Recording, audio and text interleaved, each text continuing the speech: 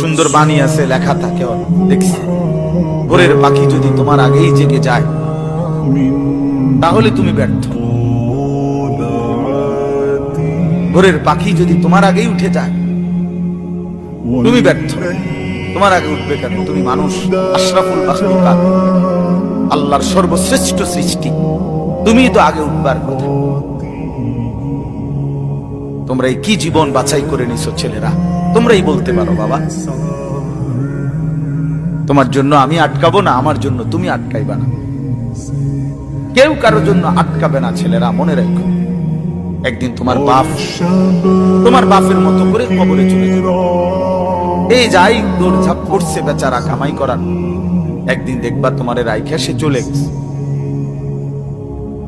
একদিন তুমিও চলে যাইবা। এই বন্ধু বান্ধব আড্ডা এগুলো সব থেকে দুনিয়ার জায়গায় থাকবে।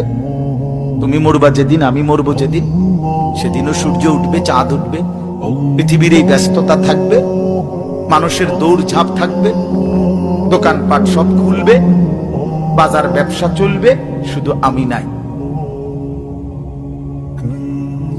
শুধু কি